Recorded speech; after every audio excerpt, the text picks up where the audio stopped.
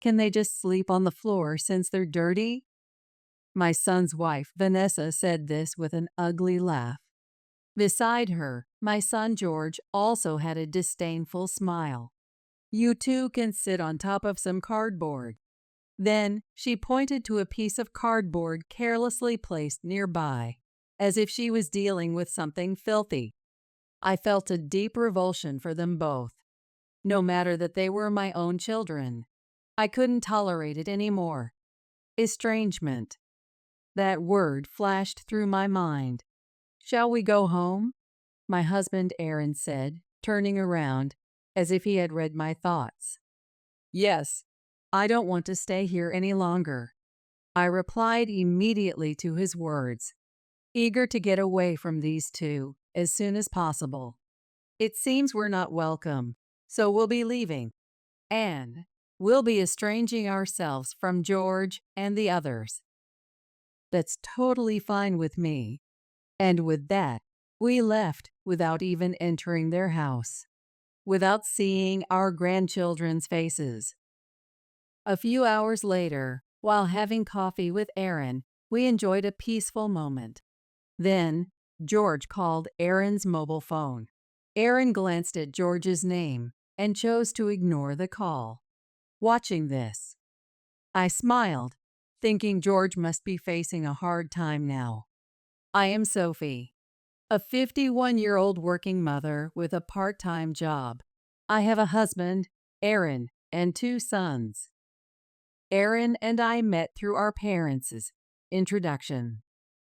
I was drawn to Aaron, who was kind and serious, and he liked my gentle nature, so we started dating immediately. A few years later, we got married. Soon after, we were pregnant with our first child, George. You've done well, Sophie. Thank you so much, he said to me with tears in his eyes. Not only him, but also my in-laws praised me, delighted that their first grandchild was a boy, saying, "You did well." 2 years later, we had our second child, Felix.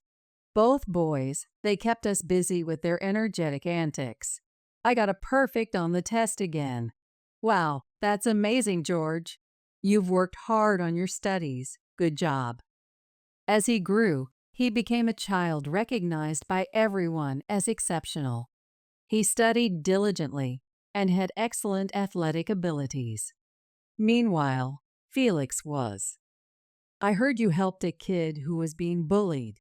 You're such a kind soul, Felix. Thanks, Mom. I just had to help them, no matter what. He grew up to be a kind-hearted person, always ready to lend a hand to those in trouble and gentle towards animals. While cherishing their different personalities, we frequently discussed as a family and continued to watch over the paths the two of them would take. Both left home at the time of going to college. Being alone at home feels so unsettling. Maybe I should start a part-time job. That sounds good. It's worth trying something new. Afterward, freed from child rearing, I consulted with Aaron and decided to start a part-time job. I began working at a nearby supermarket, which seemed to suit me. The work environment was pleasant, and I enjoyed my job. It's great you found something you enjoy. Aaron said that, looking at me happily. Moreover, he started to take on more household chores, saying, "We're a dual-income couple now." He had always tried to help out by doing what he could, seeing me run ragged by our sons. So, I told him, but Aaron just smiled warmly. "You've done more than enough already. You don't have to go to such lengths." I love you, Sophie, and I want to be useful. Without any embarrassment, he expressed his feelings. I am grateful to have him and our family as we live our peaceful, everyday life. One day, I'm coming over to the house. George sent such a message out of the blue. Surprised by the suddenness, both Aaron and I, being off work and at home. Therefore, we sent George our consent and decided to wait. It's unusual for him to reach out like this. Indeed, he didn't even show his face when Felix was getting married. After leaving home, George rarely returned or even contacted us. At most, we informed him last year that Felix was getting married, to which he just replied, "Understood," and didn't attend the wedding. Can't get in touch with George. Haven't you heard anything? No. I've only received a "understood" message from him as well. Both Aaron and I, and even Felix himself, couldn't get a reply about attending the wedding from George, despite numerous attempts. After many attempts by Felix, he said he's too busy with work to attend. To miss his own brother's wedding? He said, "I won't waste my time for a useless brother." Such a disrespectful message was sent. Seeing that, both Aaron and I sighed deeply. George had always looked down on Felix. George, excellent in academics and sports. George is truly amazing. George is our pride. Such was the adoration he received from his grandparents, watching him play outside. Such a boyish spirit is good to see. Our grandson is just as expected. They often expressed such views. On the other hand, Felix, who enjoyed reading and quietly spent time in his room, with such nice weather, to stay in the corner of a room. Such a gloomy child. Frowning, the in-laws said that. I couldn't believe their words and always argued back. If you say such things, I won't let you see your grandchildren. Aaron was clear about it. And upon hearing that, the in-laws who wanted to see George quickly apologized.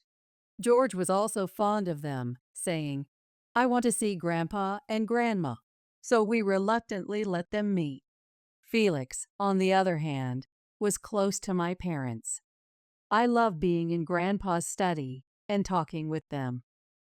My dad is also a reader, with lots of books in his study, and Felix would scrutinize which book to read with sparkling eyes every time we visited, and he would happily share his thoughts with him.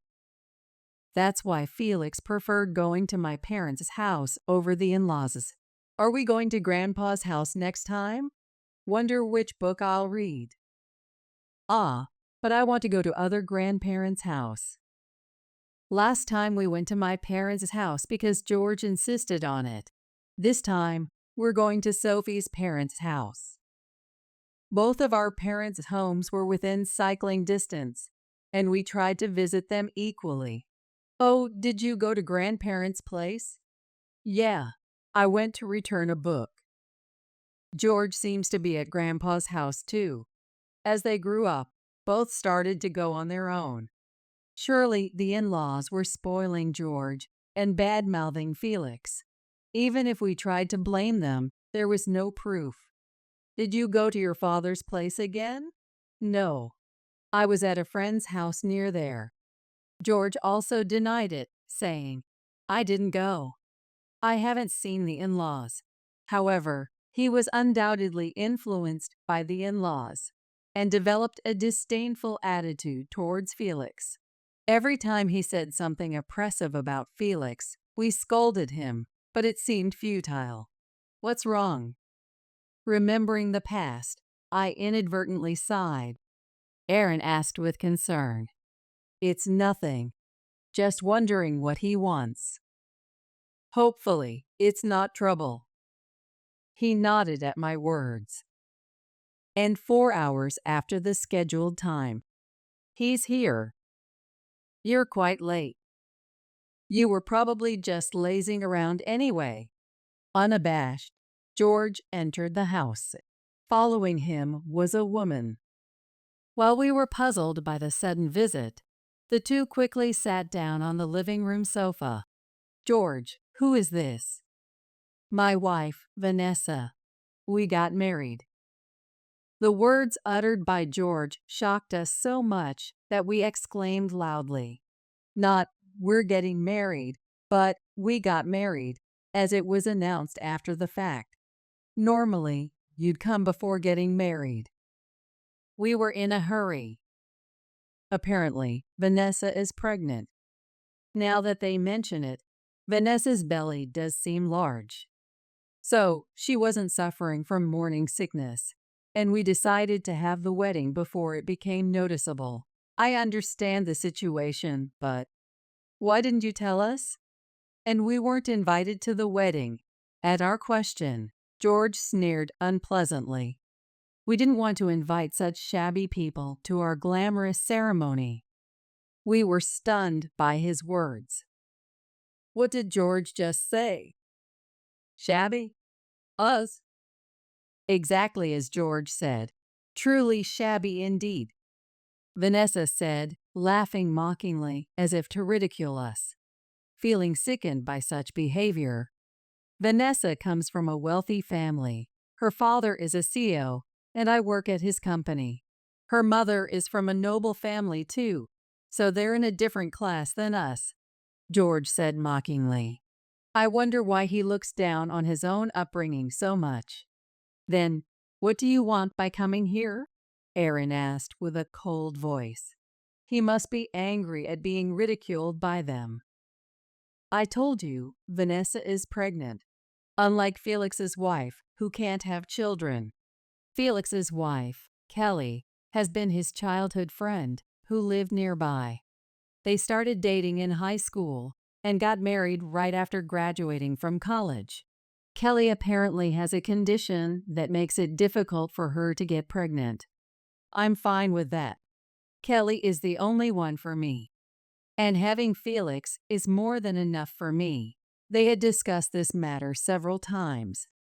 It's Felix and Kelly's issue. As long as the two of them are okay with it, we're not particularly bothered. Yet, bringing this up all of a sudden made me frown. Unlike the worthless Felix's wife, Vanessa will give you grandchildren. You should at least show some gratitude, right? Speak clearly. What do you want? A baby gift? It's not just that. Visiting the house and helping out is the role of a mother-in-law, isn't it? George said, with Vanessa joining him in a nasty grin. They're indirectly telling me to come over and do household chores. Then Aaron silently stood up. It would be an honor to be of use to you. Once Aaron was out of sight, Vanessa started saying that. Right. Since you'll get to hold your grandchild, it's only natural you do as much. Vanessa and George agreed, leaving me puzzled. If it were Kelly, I'd gladly help. But I don't want to assist people who look down on others. Just as I was about to say something, Aaron returned with an envelope in hand. Take this and leave. My wife has a part-time job and doesn't have the time to care for you. Besides, if your family is so prestigious, hire a professional housekeeper. Aaron said this while glaring at them. George seemed upset by these words, but took the envelope without saying anything. What a waste of time. Muttering, George and Vanessa left. Watching them go, I sighed deeply, pondering the future. I thought I was careful, but did I raise him wrong? As I felt uneasy about George and Vanessa's attitude, a notification sound came from my mobile phone. It was a message from Kelly. We're planning a trip with Felix. Would you like to join us? A lovely invitation message with cute stickers. Feeling healed by it, I replied, "Thank you for the invitation. Would you like to come over for dinner?" They were delighted by the invite, so we decided to have Felix and Kelly over for dinner. Thank you for inviting us today. I love Sophie's cooking, so I'm really happy. We welcomed them at the agreed time and had a lively dinner, during which we talked about George and Vanessa. That wife could she possibly be? Kelly muttered, having heard our story. Apparently, Kelly works at the same company as Vanessa's father, so she knew of Vanessa's existence, though in a different department. According to Kelly, Vanessa is infamously known for the bad reasons. I did hear she was going on maternity leave, Kelly mentioned. Felix seemed thoughtful beside her. Thanks for letting me know. They might contact me next. It's good to be prepared. Indeed, if George couldn't make me a housekeeper, he might next tell Felix, send Kelly over as a housekeeper. If Kelly gets outed as an employee at the same company, they might say, do it if you don't want to be fired. So Felix, make sure you protect her. Felix nodded firmly at his words. Several months later, I receive another message from George on my mobile phone. Our child has been born.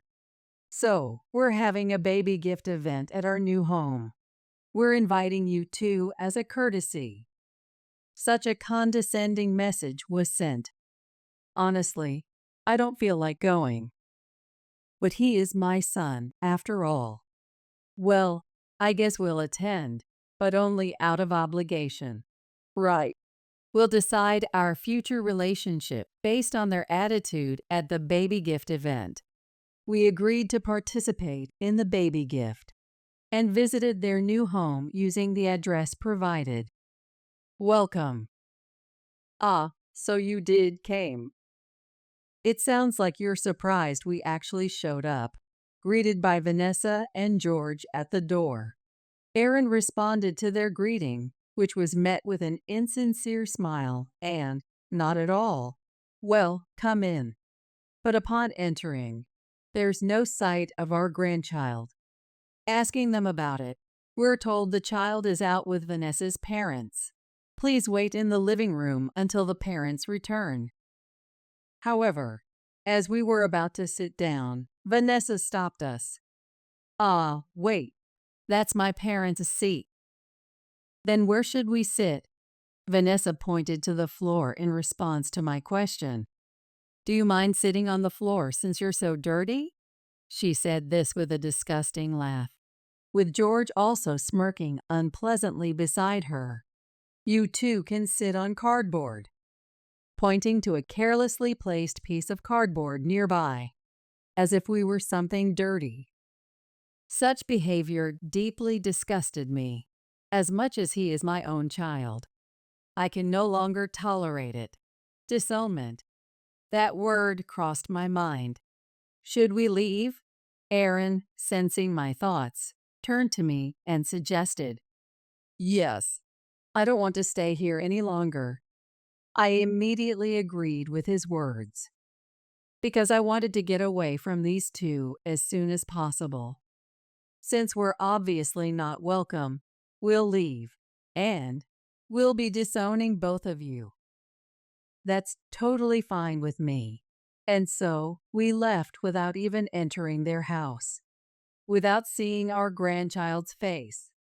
Once home, I blocked George's contact. Immediately, I called Felix and told him about what had happened. Felix and his family were also invited to the same baby gift event. I thought I'd warn them before they arrived at the new home. Got it. Thanks for letting me know. He responded coldly and hung up. Felix resembles me in appearance, but his demeanor is all Aaron. Normally calm, he treasures Kelly deeply. But once he gets angry, he's uncontrollable. George had once angered Felix and suffered terribly because of it. Forgetting that, he's probably getting ahead of himself. Let's have some coffee, shall we? Sure, I'd like that. Several hours later, Aaron and I spent a leisurely time drinking coffee. Then, George calls Aaron's mobile phone. Aaron looks at George's name briefly before deciding to ignore it, watching him.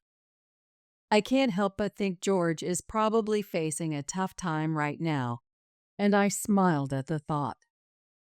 Hey, where are we going for our next trip? Let's go somewhere famous this time. Aaron responds with a smile to my question. And time flows by leisurely. Then I get a message from Kelly. What's up? It's from Kelly. She's asking if she can come over now. Is that okay? Of course, let her. After giving our consent. Felix and Kelly arrive a few minutes later, both grinning broadly. You two seem very cheerful. Looks like you've had quite the rampage. Yes. Oh, I recorded it, so you must watch. Responding to our words, Kelly shows us the video on her mobile phone with a smile. The recording starts with Felix ringing the doorbell. The door's unlocked. Just come in. Hearing that, Felix and Kelly enter the house. Reaching the living room. Wait, aren't you the famous novelist? A man and woman, presumably Vanessa and her parents, looked at Felix's face in surprise. Felix, a book lover, had become a novelist. His work won a Newcomers Award, and there were talks of media adaptations. He had appeared on TV due to this. The other family must have recognized him from TV. Seeing such a person suddenly show up seemed to shock them. What? Felix is the novelist everyone's talking about? Not only Vanessa and her parents were surprised, but George, his brother, was too. George and Felix hadn't seen each other in years. For George, Felix was still the same as in his memories, and even seeing his changed appearance on TV didn't ring a bell. Since he only published under a pen name, they didn't realize it was him until they met in person. I'm a fan of yours, Vanessa said with a beaming smile. Vanessa's parents, Brian and Karen, also expressed their joy. We're delighted to have such a popular novelist in the family. What? Become family with someone who ridicules their parents? I don't think so, Felix told them with a very nice smile. Suddenly, the other family froze. Then, it was Felix's turn. I know what you said about our parents. You made quite a mockery of them. His words caused Vanessa's parents to frown. Unaware. George muttered back. So you admit you're really shabby? What's so shabby? Are you saying your family is superior? He coldly countered. Even through the video, George's discomfort under Felix's intense gaze was palpable, and he averted his eyes. Dad and Mom loved us equally, recognized our individuality, and supported us. Yet, you always been complaining. That's spoiled rotten by grandparents who indulged his every whim. Felix didn't let George get a word in, continuing to speak. Our reprimands, thinking of George, spoken behind our backs. Supporting George's desired university and arranging tutorials as he wished. We didn't make him struggle for tuition and gave him plenty of pocket money. Realizing how much we were watched over moved me. You acted as if it was all due to you, but it wasn't. Our parents helped George out of genuine love. I can't understand George's disdain for them. Felix spoke nonstop. George was left speechless by his words. Then he turned his gaze to Vanessa's parents, continuing, And you? What kind of upbringing have you given your daughter? Mocking someone's parents, not inviting them to the wedding, only announcing a pregnancy, and then demanding money and care. George and Vanessa looked troubled by these words. Before they could say anything, Ryan spoke up. George, I was told by you that my parents are bad influences on their children and didn't pay for education. It seems Vanessa's parents were told by George that they only exploit me and have never done anything parental. That's why he always stayed with his grandparents. Not inviting them to the wedding was also because they might cause trouble and inconvenience others. Hearing George's explanation, Felix deeply sighed. Still painting the parents as the villains, huh? What exactly have those two exploited from you, George? The reason you went to Grandpa and Grandma's was because they spoiled him and gave him allowance, Felix said. causing Vanessa's parents to exchange looks. If you've read my novel, you'd know who's more credible, right? It's about my gratitude towards my parents and overcoming the mockery from my grandparents. Vanessa's parents nod at Felix's words. Beside them, Vanessa makes a puzzled face. Eh? Really? Just from that, it's clear Vanessa hasn't read Felix's book. How you can that you're my fan who even haven't read my book? He murmurs, sighing again. Then he turns to us, or rather, to Kelly, who is recording. Let's go. Staying here any longer is pointless. Yes, let's. The video ends there. Felix, well said. You're my pride, Aaron says after watching, and Felix smiles happily. Immediately after finishing the video, loud noises came from the entrance. Why are you ignoring my calls? What have you done? George and Vanessa enter, yelling. That's right. I had given George a spare key. They must have used it to get in. What do you want? Felix frowns at the noisy pair, ignoring them. Kelly, would you like a refill on your coffee? Eh? Oh no, thank you. Don't bother. Don't be shy. Aaron and I ignore the two, surprising Felix and Kelly. Meanwhile, George and Vanessa, oblivious to our reaction, start ranting.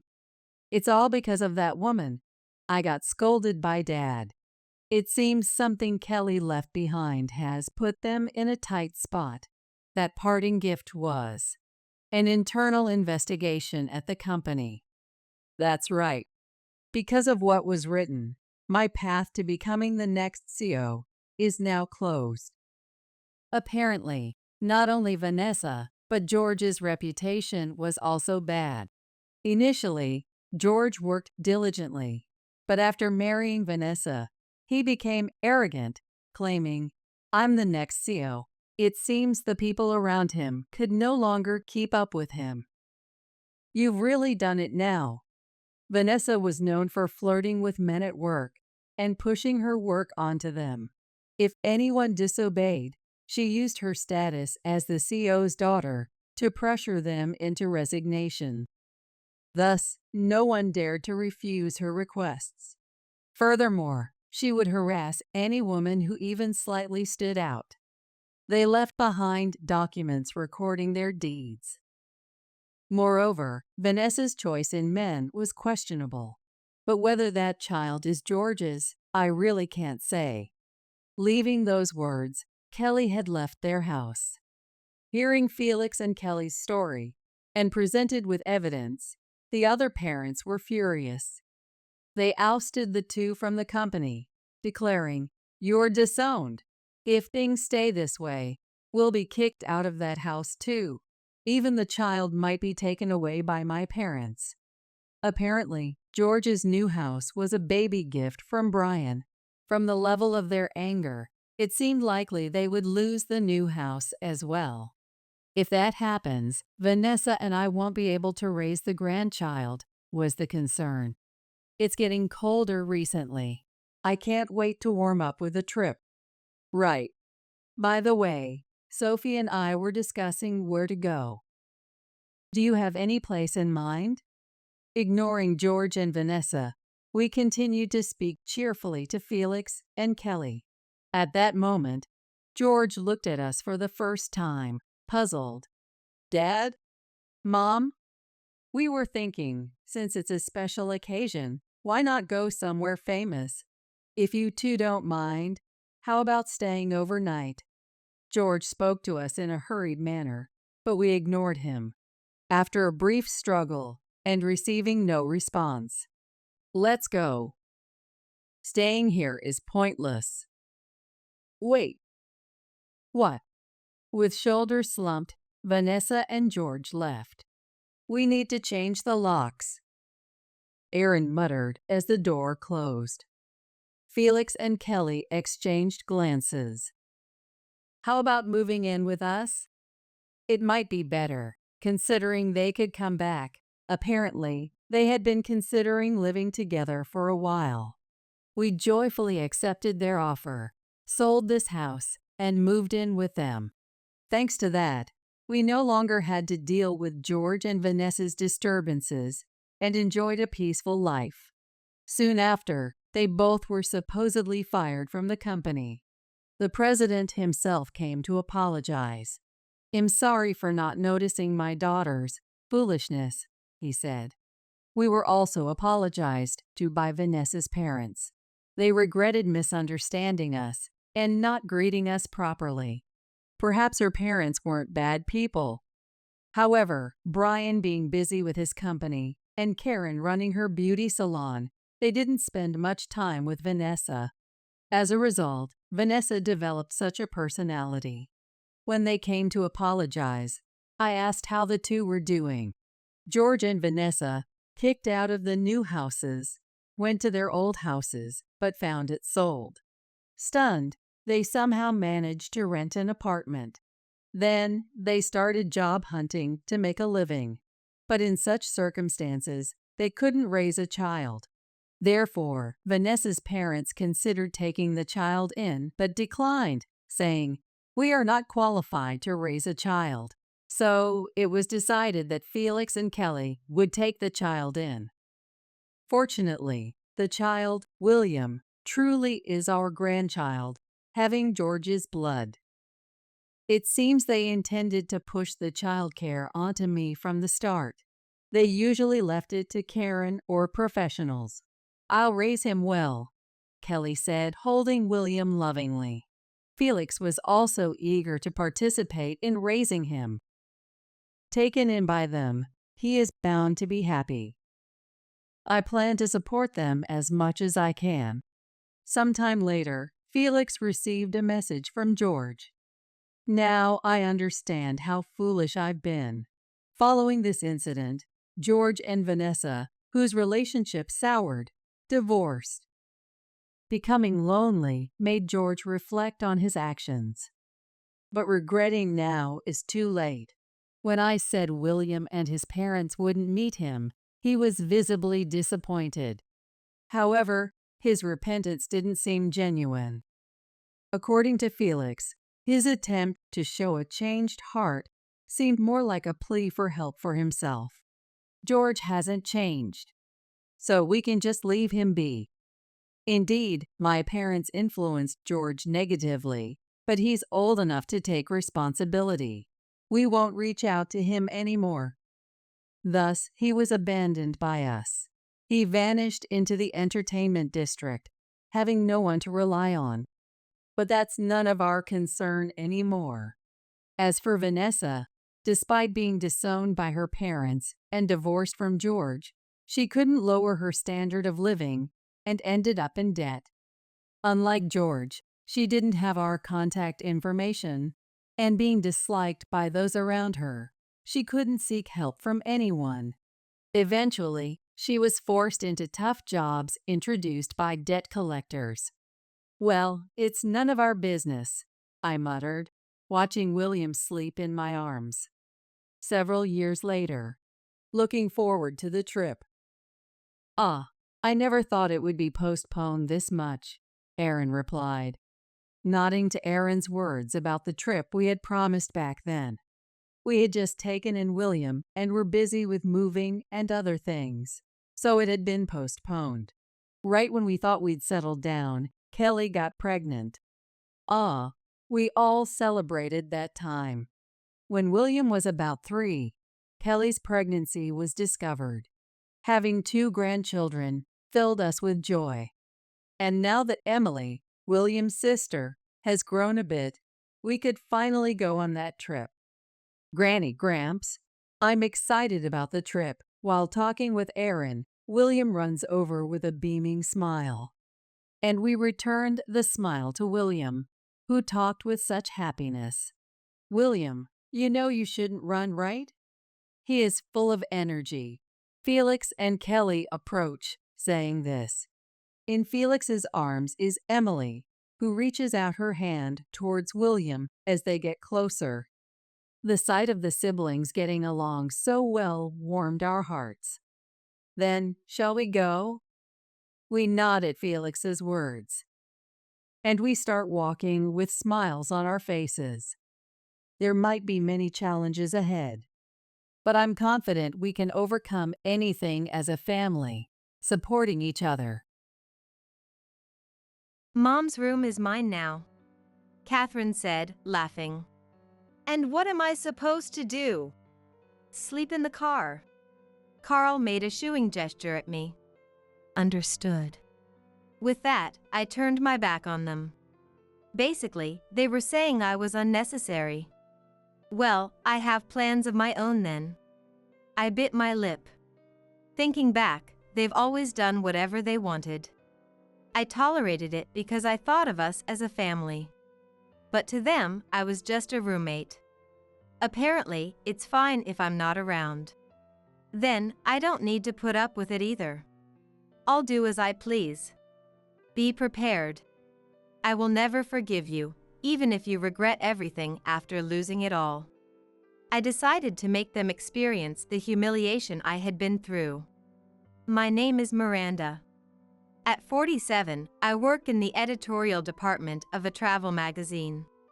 But I only show my face in the office about once a week. I'm usually at home, facing off with my computer screen. In short, I'm a remote worker. There's a reason for that. When I was 24 and married Carl, he had said this before our wedding. I'm in sales, and I don't have time for housework. So, I want you to be a housewife. But I didn't want to quit the job I loved. So, I became a remote worker. In between housework, I started working from home. Then, our daughter Catherine was born. From then on, it was a dizzying cycle of parenting, housework, and work. Yet, Carl and Catherine don't understand. You have it easy. You can do whatever you want at home. Remote work is just pocket money, right? They mock me like that. Why don't I just divorce?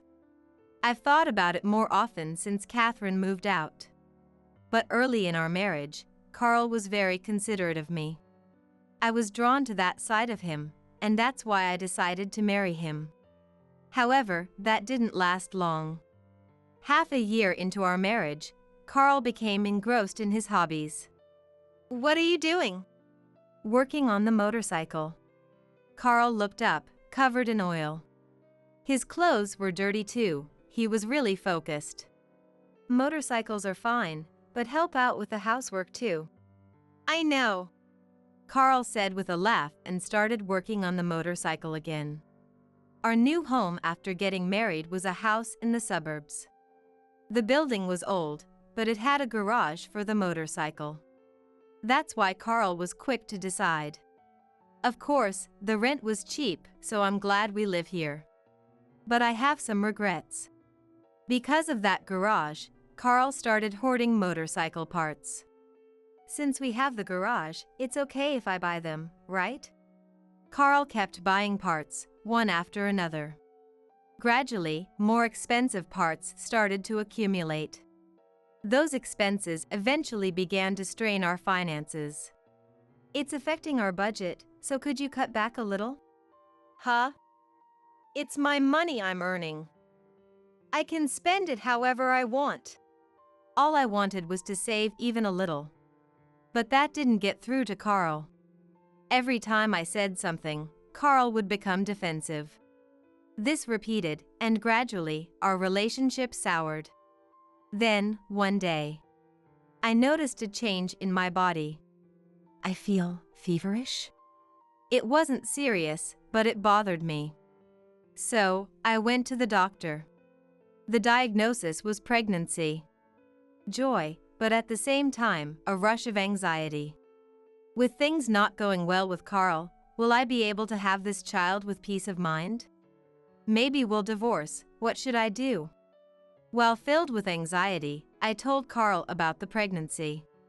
Then, Carl was overjoyed. From that day, Carl changed completely. I'll do the shopping on my way home from work. Cleaning and laundry, I'll take care of on my days off.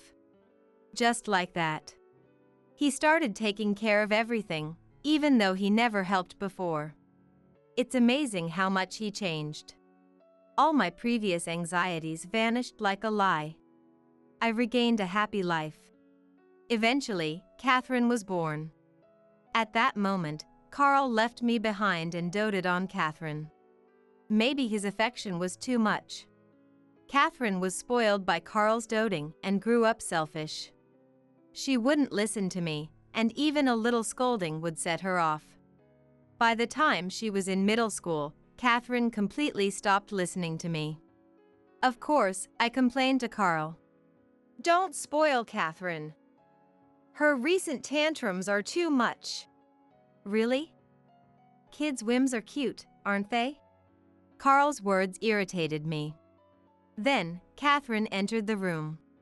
"Are you just jealous because you're not getting enough attention?" Catherine said, laughing out loud. Carl joined in the laughter. I stood up, as if to escape. "I have work to do." Sneering, Catherine laughed. "Just your little home-based job, right? Good luck making pennies." It felt silly to even respond. Ignoring Catherine, I left the room. Immediately after, I could hear Catherine and Carl talking inside. "Hey, there's this dress I want." "All right. I'll buy it for you." "Yay! Dad, who actually works, really is different." I pretended not to hear. From then on, Carl made no attempts to hold back.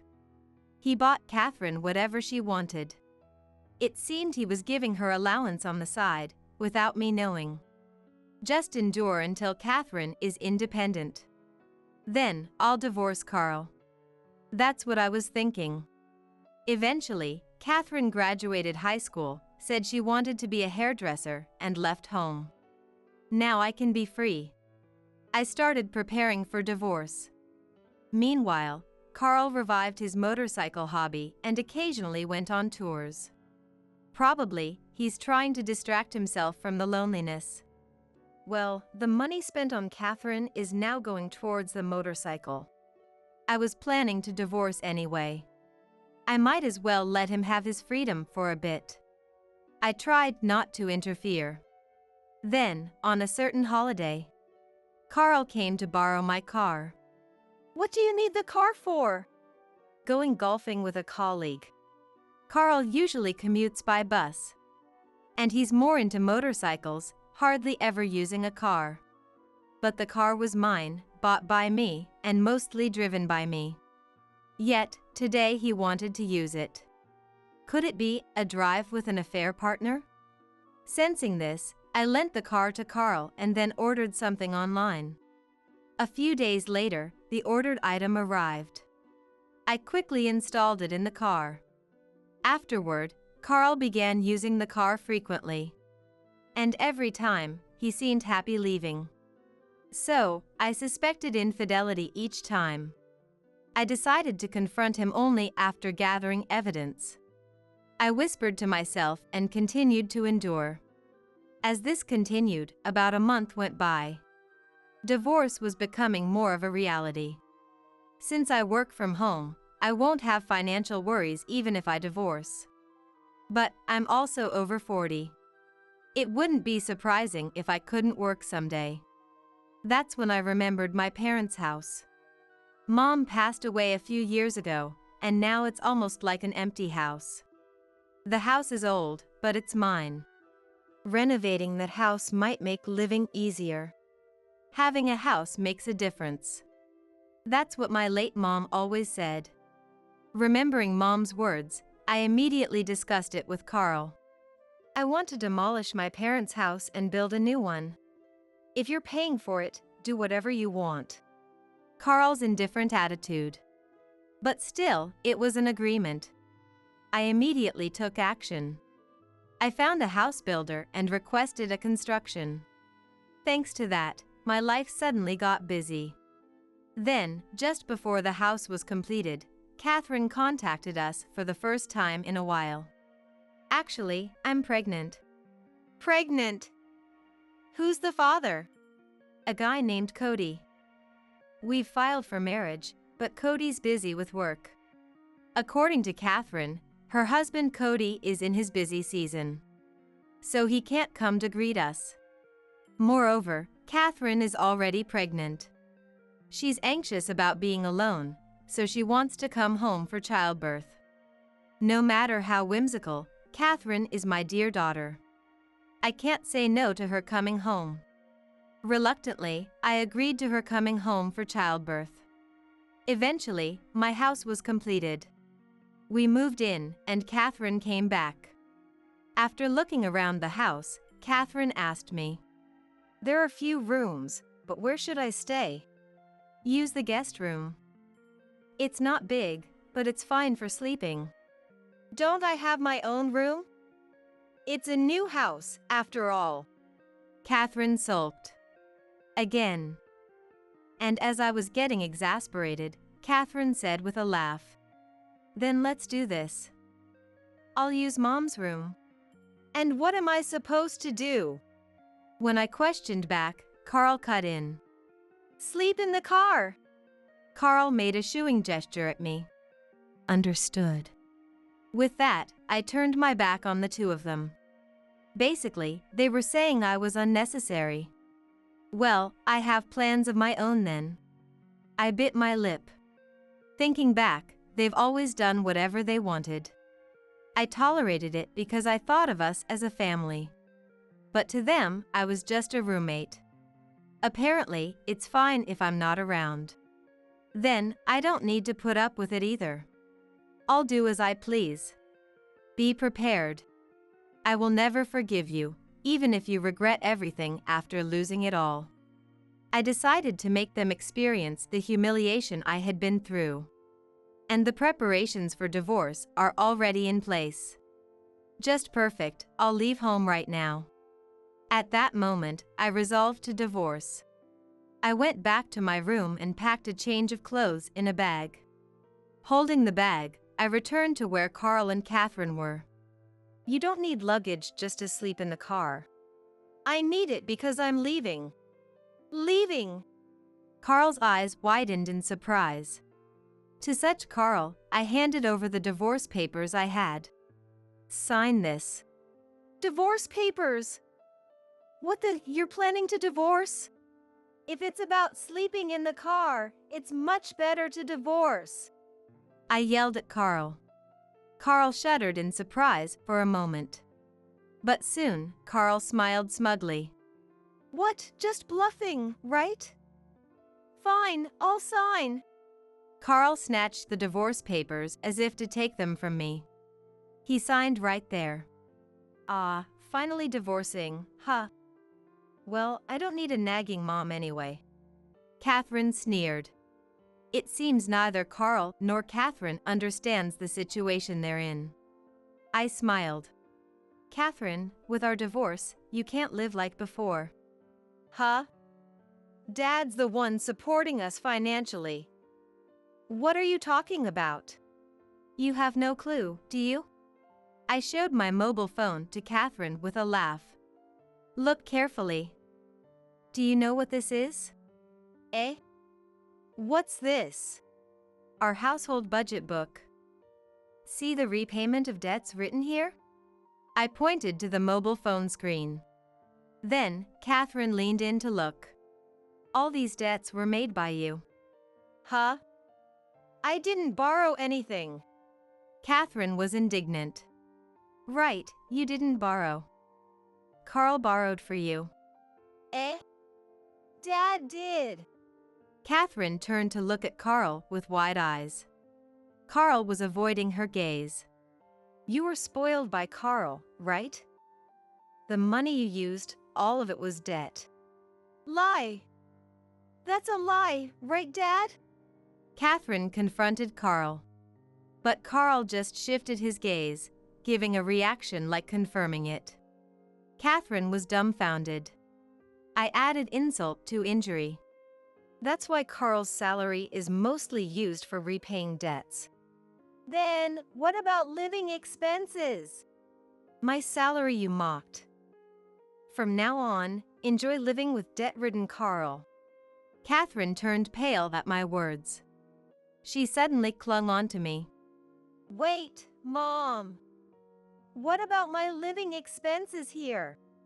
Who knows? Asked Carl. With no money? That's impossible. Living in my parents' home means luxury. That's what she must have thought. But in reality, it will be a life with debt-ridden Carl. She must be desperate. Well, you two get along now. I said that and left the house. Leaving home, I moved to an internet cafe and decided to stay there for now. I got the divorce papers. Now, if only there was someone to negotiate the divorce terms. I searched for a lawyer online and also contracted a weekly mansion for my immediate accommodation. Taking a moment to breathe, I started to think about what's next. Carl and Catherine are probably fighting over the debt issue. But that's not enough for me. What could be a good idea? While searching online, an advertisement caught my eye. At that moment, I muttered, "Selling the house. That's it." I immediately contacted the real estate agent from the advertisement. A few days later, on a holiday, I returned home with the real estate agent I had contacted. When I rang the doorbell, Catherine showed her face. "What are you doing here? Is that any way to speak to Mom?" "Mom? You're not Mom if you're divorced," Catherine yells. It seems she's resenting me over the living expenses issue. Ignoring Catherine, I enter the house. Then, Catherine notices the real estate agent behind me. "Wait. Who are those people?" "Real estate agents." "Real estate agents?" Catherine looks puzzled. I smile sweetly before declaring, "We're selling the house. They've come for the appraisal." "What? Selling the house?" Catherine raises her voice. That's when Carl finally shows up. "What's going on, Catherine? Why the loud voice?" "This person is saying she's going to sell the house." "This person, huh?" I felt irritated but bit my lip to keep calm. Meanwhile, Carl looks at me, indicated by Catherine, and quickly notices the real estate agent behind me, starting to get angry. "What do you think you're doing? Don't do things on your own." Carl points a finger right at my nose, yelling. I push his finger away and respond calmly. "I decided to sell the house. You have no right to interfere." "Don't mess with me. If you do whatever you want, I'll sue." "Sue all you want. The house is in my name." At that, Carl is at a loss for words. Then, Catherine, trembling her lips, asks Carl, "The house is in her name? Not Dad's?" "That's, well." "What do you mean, well? I wasn't told." Carl and Catherine start to argue. Pushing past them, I guide the real estate agent further inside. "Please proceed with the appraisal." After telling the agent, I return to Carl and Catherine. They are still arguing. "You're getting divorced, right? Get the house as alimony. That's a bit." "Why not?" As Catherine screamed, I intervened. "That's impossible. I'm not at fault." "Shut up!" Catherine shoves me aside. Furious, I yell at her. "Enough! Carl is the one who should be paying compensation for the divorce." "What? It's just a fight leading to divorce, right? It's not about who's at fault." "The divorce is due to Carl's infidelity. The recent argument was just the last straw. Right?" I glare, and Carl looks down. Beside us, Catherine is shocked. "Actually, he's been cheating for a while. That's why I've been considering divorce." "Cheating? Are you sure it's not just in your head? Catherine scoffs. Meanwhile, Carl is sweating profusely. Well, he's practically admitting it, but let's present the evidence. I place an envelope I brought on the table. I thought we'd talk about the divorce, so I prepared some documents. I pull out photos from the envelope. They show Carl talking to an unknown woman inside a car. Using my car for an affair. It's appalling. That's why you leave evidence without realizing. How did you? Carl is stunned. No way around it. It was on the dash cam. Dash cam? Carl's eyes widen. Oh, you didn't know? Dash cams can record inside the car too. I know, but... Nowadays, dash cams are common knowledge. They can record not just the front and rear of the car, but also inside it. So, I used that to my advantage. When I first lent my car to Carl, I suspected his infidelity. That's why I bought the latest dash cam online and installed it inside the car. As a result, I captured Carl's affair. So, I printed these out. Any excuses? No. I mean, Carl is unable to articulate a clear response. Feeling victorious, I ask him about the compensation, including the affair, $30,000. That's fair, right? I can't pay that much. Then sell the motorcycle. If you refuse, we'll go to mediation, to court. At that, Carl's shoulders slump, defeated. Then he mutters okay. While we were talking, the appraisal finishes, and the real estate agent leaves. Well, I'm going home. I stand up quietly. At that moment, Catherine, who had been silent, speaks up. Wait. I won't allow you to sell the house. Whether you allow it or not, the sale is already decided. Shut up! Shut up! I'm not leaving, ever! Like a child throwing a tantrum, Catherine runs off to her room.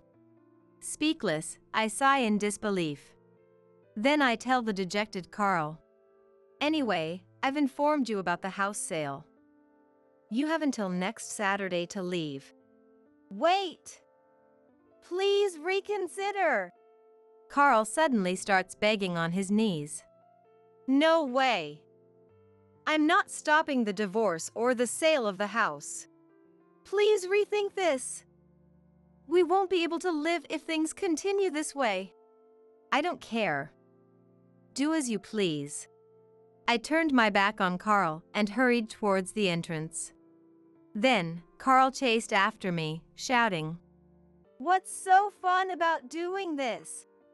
It's not about fun. I just want revenge for being cheated on. I let a spiteful smile creep across my face. At that, Carl is left speechless. I give Carl one last warning as he looks down. Don't forget, you have until Saturday to move out. Carl nods quietly. The next day, I move out the remaining belongings from the house. Catherine still looks displeased as ever. I remind Catherine one last time about the deadline to leave. She turns her face away. I wonder what other revenge I could enact. As I ponder this, Saturday arrives. And around the time the date changes to Sunday, I'm awakened by my mobile phone ringing. Hello? I answer the phone, still groggy. Immediately, Catherine's loud voice blares through. What have you done? Huh? Catherine?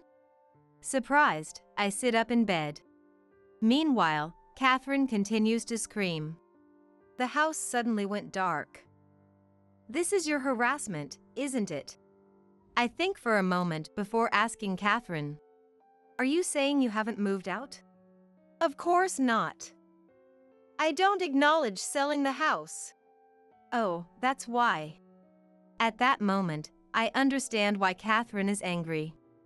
After deciding to sell the house, I naturally canceled the water and electricity contracts.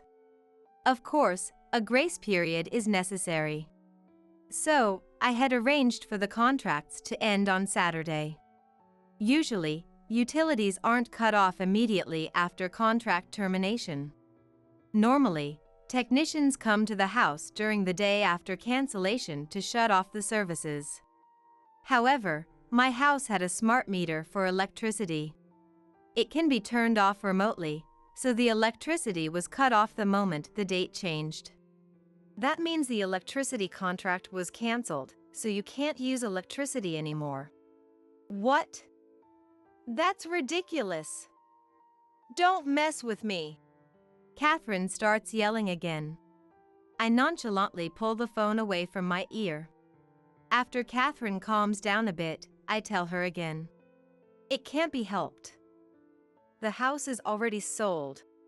What am I supposed to do? We can't live without electricity. Catherine throws another tantrum. So, I speak to her as if soothing a child. It's because you wouldn't listen. Besides, making noise there might get you reported. Reported? Catherine tilts her head in confusion. When I was moving out, I informed the neighbors that I had sold the house. Basically, as far as the neighbors are concerned, my house is now vacant. Making noise there could lead them to think a burglar has entered.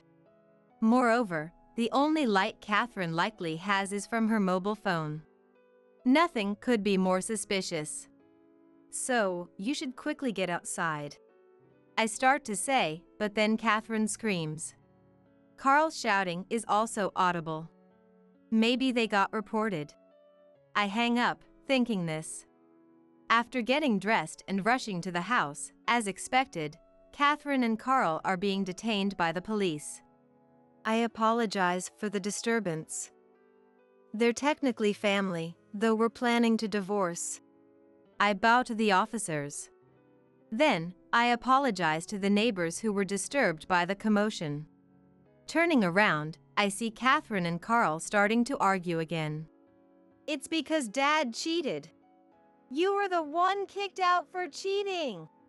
It seems they were a like father, like daughter pair after all. The argument between the two continues, regardless of appearances. I haven't been caught yet. I'm just under suspicion. Catherine shouted, and then a man intervened. Catherine, so you were really cheating? The man was Cody, Catherine's husband, who had come to pick her up in a night bus. Cody! No, it's not what it looks like. Catherine started making excuses, but it was too late. In the end, the family drama ended up being a public confession of their infidelity to the neighbors. Afterward, Carl and I divorced, and so did Catherine and Cody. Catherine ended up having to pay alimony to Cody. However, Catherine had no money and was pregnant. Carl was also drowning in debt. Eventually, Carl had to sell his motorcycle to pay the compensation to us. Moreover, Carl got into trouble with the police, which was mistakenly reported to his company as a quarrel with his affair partner. He denied it, but the rumors spread, and he ended up leaving his job. Later, I heard Carl and Catherine moved to a small apartment to save money. Apparently, Carl is working a part-time job, barely making ends meet. As for me, I canceled the house sale. Of course, there were fees involved. But I decided to cover those with the compensation I received from Carl. It'd be a waste not to live in it, having built and all. So now, I'm enjoying living alone in my new single-family home. I think I'll be fine on my own for a while. Thinking such, I'm currently working quietly in my new room.